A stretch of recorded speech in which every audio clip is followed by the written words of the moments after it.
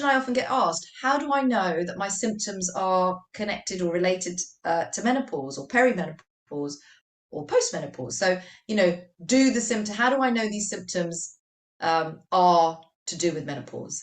Well, actually, the key factor here is you straight off, you really don't. There are certain processes you need to go through to be able to say, right, okay, I must be going through perimenopause. This must be the changes that are happening to me. So quite often what I suggest to people that I speak to is it's really important to keep a check of your symptoms. But before that, you know your body. So be confident about your body. Be confident about how you're feeling, how your body moves, how your body reacts and responds to certain things, okay? Because that's when you will start to notice a difference. And it's once you start to notice a difference or a change that then becomes a symptom, okay? So keeping a note of those symptoms, keeping a note or a check of those changes that are happening and you're experiencing. So again, it could be something that actually you've never had hay fever before, but you suddenly start to get hay fever. Or it could be that actually you've never really had joint pains, but you suddenly start to get joint pains. Or it could be that you've never really missed a period ever. You've always been absolutely regular, but you're starting to miss your periods. Or more headaches or earaches, or you're becoming more unwell, or your skin and nails are changing and becoming more brittle and skin's getting dry. Any symptoms, or even things like, kind of your skin is you're getting eczema or you're getting marks on your skin, anything that is not usual and is not usual for you, keep a track of it, keep a note of it for a good 2 to 3 months. Because with menopause, with the stages of menopause, whichever stage you're in, it's more often about joining and linking the dots together of all those symptoms rather than going, right, I've got hot flashes, that's menopause. Or, okay, I've got insomnia, I'm not sleeping, that's perimenopause. That just doesn't work like that. It's usually a cluster of symptoms that happen together. And you'll usually find that women will notice a few different things changing, especially when you start to say, oh, and you start to talk about symptoms.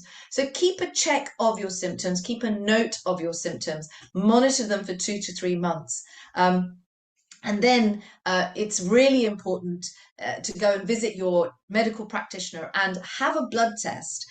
If you are in perimenopause, it's really important that we get this established, because I do know I say this quite often. If you are in perimenopause, a blood test is not an efficient way of telling you whether you are going through perimenopause. The reason is because your hormones are shifting anyway, because you are still experiencing ovulation, you are still having a period, you can still become pregnant. So you are still going through that cycle. So your hormones are going to shift anyway. Okay. What a blood test in perimenopause does tell your general practitioner and you is that it helps us to eliminate and rule out any other issues. So thyroid issues can quite often mimic perimenopause issues, and there are other diseases and illnesses that we need to eliminate, and that's really what your blood test is going to be there for. So your blood test isn't going to come back going, yep, you're in perimenopause. In postmenopause, yes, because your hormones have already, your estrogen has dropped, your progesterone and testosterone have changed, and they're going to remain that way. There's still fluctuation, but they're going to be much lower than they would be at your usual cycle. A blood test can definitely tell you as well. But consider age. So if you're in your late 30s, all the way up to your mid 40s and beyond, you could be in perimenopause. If you are 54, according to the medical advice at the moment, if you're 54, 55 and above, you are most likely postmenopausal. So that's kind of how it's dictated at the moment.